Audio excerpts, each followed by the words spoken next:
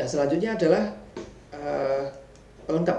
Ya, kalau tadi kita membahas dasar teoritis dari gelombang elektromagnetik, maka ini pembuktian secara eksperimen. Ya, tadi adalah secara matematis saja. Kalau ada disturbansi pada medan listrik seperti ini, pasti akan menyebabkan medan magnet yang terdisturb juga. Ya.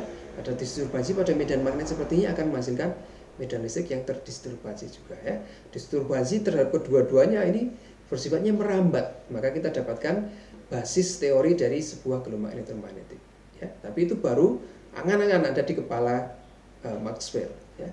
Ini baru dibuktikan secara eksperimental pertama kali oleh Heinrich Hertz. Ya. Nah, terkait dengan gelombang elektromagnetik yang bisa dipancarkan dan ditangkap. Ya. Oke, gelombang elektromagnetik dihasilkan oleh muatan listrik yang mengalami akselerasi, ya, baik dipercepat maupun diperlambat. Contoh paling sederhana adalah dipol yang berosilasi. Contohnya saya memiliki muatan positif dan muatan negatif, ya, yang berosilasi. Contohnya misalnya molekul HCl misalnya. Nah, dia berotasi pasti akan menghasilkan medan listrik atau yang lainnya. Oke. Ini kalau kita gambarkan garis-garis medan listriknya seperti ini, ya. Keluar dari keluar dari muatan positif masuk ke muatan negatif. Okay. Nah, untuk lebih jelasnya kita hanya ambil salah satu saja. Okay. Nah, sekarang kita ingin gerakkan ini ke bawah dan ke atas, ya, saling mendekati. Nah, itu mendekati. Okay. Makin mendekati lagi, ketika overlap maka terjadi king, terputus, ya. Jadi garis medan listriknya terpecah. Nah, ini sekarang dia membuat garis medan listrik yang lainnya, okay? Nah, dan seterusnya.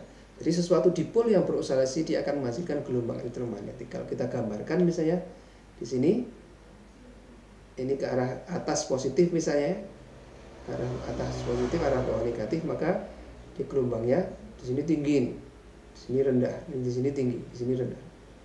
Okay? Ini sebuah gelombang yang mengalir, menjalar. Okay? Nah, kita lihat itu gerakannya, ya, menjalar ke arah sumbu X. Oke. Ini kalau Anda bisa lihat lebih lanjut di sini penjelasannya. Oke, saya ambil dari sini gambarnya. Nah, berdasarkan itu Hertz membuat eksperimen pertama kali. Ya, dia membuat solenoida, kemudian ada baterai dialirkan ke solenoida bisa menghasilkan GGL yang besar. Ya. Kita naikkan tegangannya. Ini ada muatan listrik positif negatif, masing-masing disalurkan ke bola kapasitor. Ya. Nah, bola kapasitor tadi listriknya di sini positif negatif. Ini kan charge. Di antara keduanya ada jeda sedikit. Karena bertegangan tinggi ini seperti terjadi halilintar. Ya.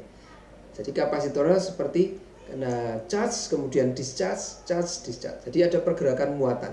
Yang satu diisi muatan positif misalnya, di satu diisi muatan negatif. Jadi ada seolah-olah muatan positif dan negatif ini bergerak, berosilasi, ya. Nah, ternyata dihasilkan gelombang elektromagnetik yang menjalar di sini, ya. Di antara gap tersebut menjalar. Nah, Hertz menangkap dengan antena, dengan receiver, coil yang sama dan dibuat gap di sini, ya. Ternyata gelombang yang dipancarkan tadi bisa ditangkap oleh antena ini, ya. Gelombang itu. Kalau kita pasang lampu LED misalnya di sini, lampu LED-nya nanti bisa nyala karena aliran energi gelombang elektromagnetik tadi, ya, energi yang dibawa oleh gelombang tadi bisa menghidupkan LED yang menyala. Oke. Nah, ini membuktikan untuk pertama kali bahwa gelombang elektromagnetik itu real, ya, nyata, bisa dibuat, bisa dipancarkan, bisa ditangkap kembali. Ya. Ini penjelasan selanjutnya Anda bisa lihat di channel sini. Saya menggunakan gambar-gambar dari sana. Ya. Nah, itu kira-kira materi pengantar, ya, di fisika dasar. Jadi sebagai penutup diskusi kita di fisika dasar 1 dan fisika dasar 2 sebagai bekal Anda untuk nanti mempelajari fisika modern. Ya. Jadi tidak kaget lagi ketemu gelombang elektromagnetik, medan listrik, medan magnet, persamaan Maxwell dan sebagainya. Ya.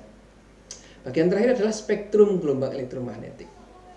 Ya, kita tahu bahwa disturbansi medan listrik dan medan magnet tadi bervariasi. Ya, pada panjang gelombang yang sangat kecil hingga panjang gelombang yang sangat besar, ya, atau frekuensi yang sangat kecil hingga frekuensi yang sangat tinggi. Oke. Nah, di antara spektrum itu ada yang penting, di mana kita bisa melihat dunia ini ya. Ada sebuah spektrum panjang gelombang visible. Spektrumnya sangat kecil, sangat narrow ya, dari 400 nanometer sampai 700 nanometer. Itu cahaya tampak yang memungkinkan mata kita bisa melihat dunia luar ya. Nah, di bawah itu ada radiasi yang kita sebut sebagai radiasi inframerah. Kemudian di bawah inframerah ada inframerah tadi untuk termometer misalnya, kemudian untuk night vision ya. Tadi di bab pertama pembukaan lecture 8 ini. Kemudian di bawahnya inframerah ada microwave, gelombang mikro. Untuk apa nih? Untuk banyak dipakai untuk alat rumah tangga, pemanas makanan ya. Di bawahnya lagi ada gelombang radio. Untuk TV, untuk radio, untuk sinyal komunikasi handphone kita, internet 4G, 5G dan sebagainya. Oke. Kemudian ada long wave, ya, paling ujung bawah. Oke. Kemudian di atasnya visible ada ultraviolet, ya, lebih kuat dari visible. Ini digunakan sebagai disinfektan, sebagai pistol COVID untuk membasmi COVID yang menempel di virus SARS-CoV-2 yang menempel di permukaan ya. Kemudian di atasnya lagi ada sinar X, kita pakai untuk ronsen, untuk non destruktif teknik dan sebagainya. Oke. Kemudian paling atas ada sinar gamma, ini dari sumber radioaktif, kemudian radiasi kosmik juga dalam bentuk sinar gamma. Oke. Nah, ini penamaan jenis gelombang elektromagnetik bahwa ini spektrum antara ini seperti ini kita sebut sebagai sinar gamma, ini antara ini sinar X dan sebagainya. Ini hanya indikatif saja, tidak ada batas jelasnya ya. Jadi kita kadang ada overlap seperti ini ya. Dalam definisi satu dia masuk sinar gamma, definisi lain dia masuk sinar X dan seterusnya. Oke. Ini ada overlap ya. Oke, itu pengantar untuk masuk ke fisika modern dan fisika kuantum. Nah, dengan ini semua materi fisika dasar baik 1 dan 2 sudah kita sampaikan ya, mudah-mudahan bisa dipahami dengan baik dan bermanfaat untuk ke jenjang yang selanjutnya.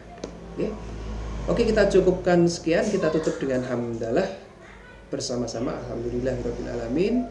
Assalamualaikum warahmatullahi wabarakatuh.